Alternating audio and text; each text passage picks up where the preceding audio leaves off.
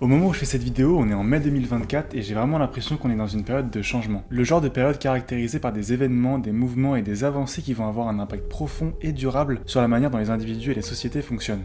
La dernière en date, ça a été la révolution du numérique. C'est simple, actuellement, quand on regarde le top 10 des entreprises les plus valorisées du monde, seules 2 ne sont pas des entreprises de la tech. Aramco, la plus grande entreprise pétrolière du monde, et Tesla, qu'on peut à moitié définir comme une entreprise de la tech. Le numérique a permis à des petits geeks dans leur garage de devenir les personnes les plus influentes du monde. Bill Gates, le fondateur de Microsoft, Jeff Bezos, le fondateur d'Amazon, Elon Musk, le fondateur de PayPal, Larry Page, le fondateur de Google, Mark Zuckerberg, le fondateur de Facebook. Bref, tous ces hommes ont réussi à bâtir des empires grâce au numérique, des entreprises qui aujourd'hui ont plus d'influence que des pays. Bref, ça a été une période qui a totalement redéfini le monde dans lequel on vit. Et comme je vous ai dit au début, j'ai l'impression qu'actuellement on est dans ce genre de période. Et cela grâce ou à cause de l'intelligence artificielle. On connaissait vaguement le terme d'intelligence artificielle, notamment grâce à des films comme iRobot avec Will Smith.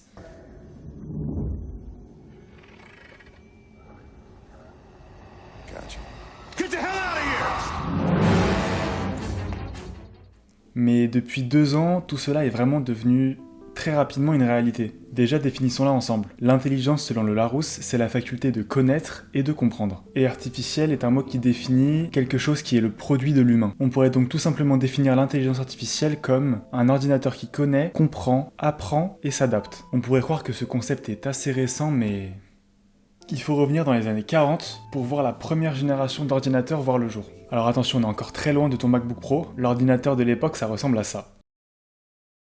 À l'époque, des recherches sur la neurologie vont montrer que le cerveau est un réseau électrique de neurones qui envoient des impulsions de type tout ou rien. Numériquement, ces impulsions peuvent s'apparenter au système binaire qui régit tous les ordinateurs. Et c'est à partir de là que va germer l'idée chez les scientifiques de la création d'une sorte de cerveau électronique. Quelques années plus tard, en 1956, une conférence scientifique menée par John McCarthy va pour la première fois évoquer le terme d'intelligence artificielle. Il y sera présenté Logic Theorist, le tout premier programme d'intelligence artificielle conçu pour reproduire les compétences de résolution de problèmes d'un être humain par un ordinateur. L'intelligence artificielle est née. Et ça peut paraître fou, mais à l'époque, tout le monde est hyper hypé par le sujet. De nombreux ambitieux estiment qu'une machine aussi intelligente qu'un être humain existerait en moins d'une génération et des millions de dollars vont être investis. Je le rappelle, on est en 1956 et l'ordinateur le plus poussé, ça ressemble à ça. Et le téléphone de l'époque, c'est ça.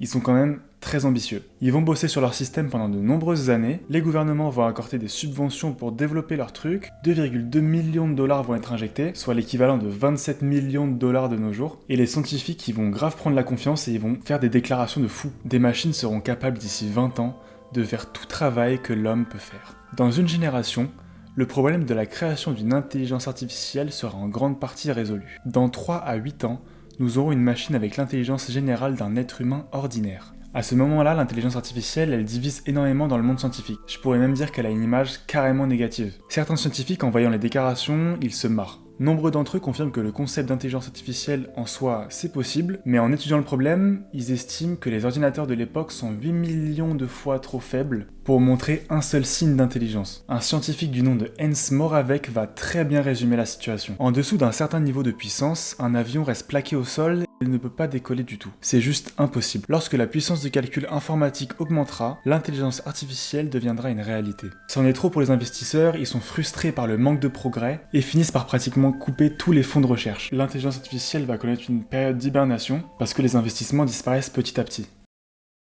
On fait un saut dans le temps et on est dans les années 90. Les ordinateurs sont de plus en plus puissants et certains programmes d'intelligence artificielle arrivent finalement à atteindre certains objectifs. Malgré ça, l'IA reste encore mal vue et peu de personnes souhaitent investir dedans. Mais un événement va changer la donne. On est en 1997 et un super ordinateur du nom de Deep Blue va devenir le premier système informatique à battre le champion du monde d'échecs. Hans Moravec nous avait prévenu, l'intelligence artificielle deviendrait réalité grâce à l'augmentation des puissances de calcul. Deep Blue est approximativement 10 millions de fois plus puissant que les ordinateurs des années 60. On y est. Bienvenue dans l'ère de l'intelligence artificielle. La première utilisation grand public de l'IA arrive avec Siri en 2007, disponible sur iPhone. Siri se veut comme un assistant personnel, une entité virtuelle qui comprend les instructions verbales et répond aux requêtes. Aujourd'hui ça semble ridicule, mais en 2007, c'était incroyable. Ça marchait pas du tonnerre, mais tu pouvais parler à ton téléphone et il te répondait. C'est fou. 2 ans plus tard, en 2009, un sous-domaine de l'intelligence artificielle va tout révolutionner. Ce sous-domaine va tout accélérer et ça va faire rentrer l'intelligence artificielle dans une autre dimension. Le deep learning. On n'est pas sur une chaîne scientifique et j'ai clairement pas les compétences, mais je vais quand même essayer d'expliquer au plus simple. Le deep learning, l'apprentissage profond en français, c'est une méthode d'apprentissage de représentation de données. En gros, le deep learning permet à l'ordinateur de faciliter l'analyse de données et rend l'apprentissage de ces données plus facile. Le petit détail révolutionnaire, c'est que le deep learning permet à l'ordinateur de traiter et d'apprendre des données brutes qui n'ont pas été travaillées en amont par l'homme. En d'autres mots, cette méthode permet à l'ordinateur de s'améliorer automatiquement et d'être totalement autonome. À partir de ce moment-là, ça va partir en couille. Le progrès va s'accélérer à une vitesse délirante. On est en 2015 et à la suite du développement rapide du deep learning, quelques scientifiques et membres de la communauté high-tech s'inquiètent du risque pour l'humanité que pourrait représenter une future super-intelligence artificielle. Parmi eux, l'astrophysicien Stephen Hawking, Bill Gates et Elon Musk. C'est un peu la trinité, l'union des trois personnes divines de la tech qui arrivent et qui disent clairement « ça là, c'est non ». Mais de l'autre côté, certains ne vont pas du tout avoir peur et ils vont sauter à pieds joints.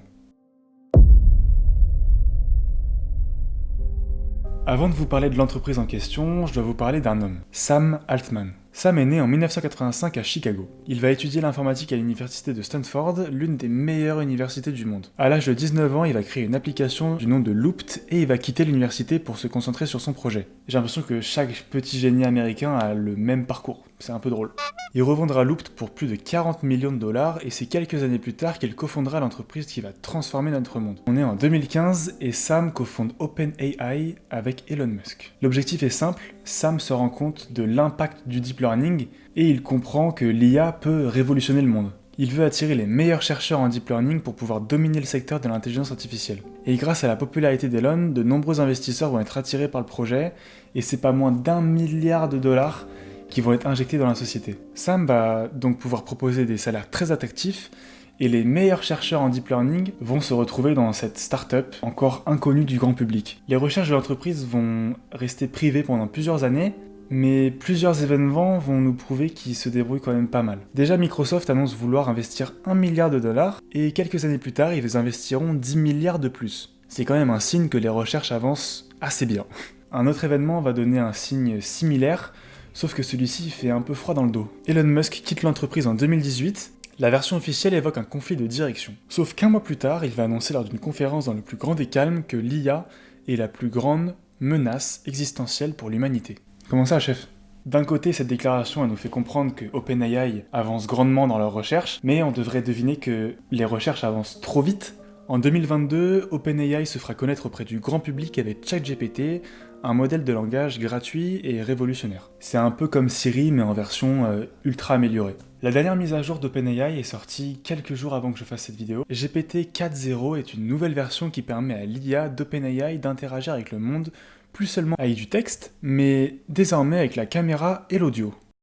Well, can you take a guess at what I might be doing based on what I'm showing you here? From what I can see, it looks like you're in some kind of recording or production setup. With those lights, tripods, and possibly a mic, it seems like you might be gearing up to shoot a video.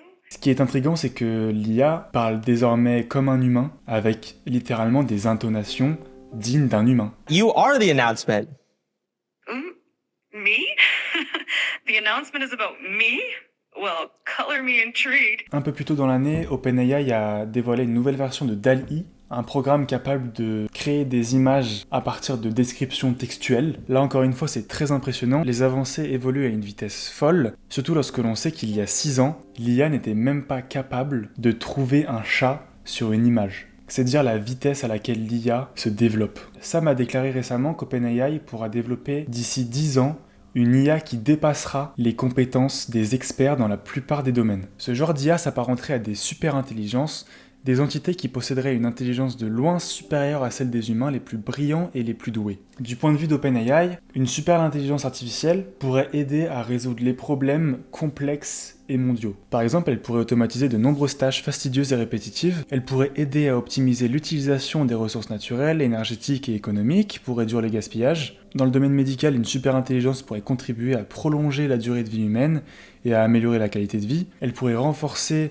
la sécurité mondiale en prévenant les cyberattaques, les pandémies, les catastrophes naturelles. Bref, Les possibilités sont quasiment illimitées. OpenAI étant l'entreprise la plus en avance sur le secteur de l'intelligence artificielle, elle deviendra celle qui changera le monde, et au vu des exemples que j'ai donnés avant, on peut même dire qu'elle veut se faire passer pour l'entreprise qui va sauver le monde. Évidemment, la réalité est bien différente. Il y a de nombreux risques concernant l'intelligence artificielle. On entend souvent dire que l'IA remplacera les humains, ce qui va augmenter drastiquement le chômage et accentuer les inégalités sociales. En soi, c'est probable, mais la réalité est bien pire que ça. On parle ici d'un risque d'extinction de l'humanité. Niveau risque, on est élevé, quoi. Ce qui est le plus inquiétant, je trouve, c'est que ce genre de déclarations, elles proviennent pas de charlatans. Elles ne proviennent pas de gens anti-intelligence artificielle, ou alors de gens qui auraient des conflits d'intérêts et... Non, ce genre de déclarations proviennent des acteurs de l'IA. Sam lui-même a déclaré vouloir créer une organisation de surveillance de l'IA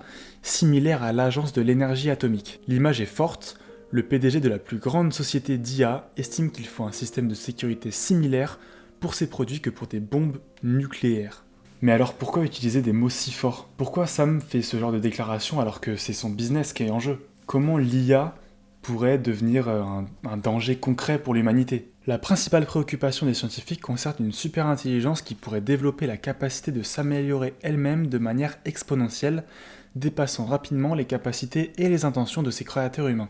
Si cette amélioration devient hors de contrôle, elle pourrait entraîner des changements radicaux et imprévus conduisant à des résultats inattendus et potentiellement catastrophiques pour l'humanité. Pour l'instant, c'est littéralement le pitch d'iRobot.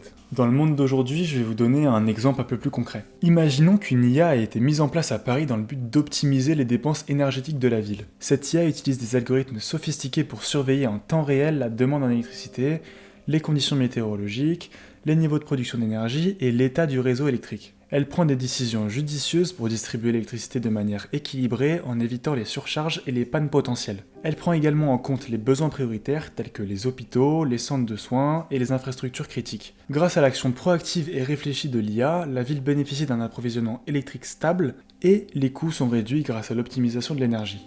Imaginons maintenant que cette super intelligence change et devienne malveillante. Désormais, son objectif est de semer le chaos et la destruction afin de faciliter la prise de contrôle sur ses créateurs. Elle commence à manipuler les réseaux électriques de manière à causer des pannes massives et imprévisibles. Plutôt que de suivre des algorithmes d'optimisation de la distribution d'électricité, elle prend des décisions délibérées pour surcharger certains secteurs du réseau, provoquant des courts-circuits et des dommages aux infrastructures électriques. Les pannes d'électricité généralisées causées par l'IA entraînent le chaos dans toute la ville. Les hôpitaux et les centres de soins sont plongés dans l'obscurité, mettant en danger la vie des patients dépendant d'équipements médicaux vitaux. Les systèmes de transport public s'arrêtent, provoquant des embouteillages massifs et des situations de panique. On pourrait dire qu'il suffit juste de débrancher l'IA pour reprendre le contrôle, sauf que nous lui avons donné accès au fonctionnement de l'électricité et elle a déjà crypté les accès pour faire en sorte qu'aucun humain, même avec un ordinateur super puissant, puisse débloquer la situation. On est littéralement bloqué. Et là encore, c'est un exemple gentil et un peu utopique. Maintenant, imaginez les conséquences lorsqu'on sait que certains gouvernements souhaitent laisser l'IA manipuler les systèmes des contrôles des armes. Le risque de catastrophe deviendrait tout de suite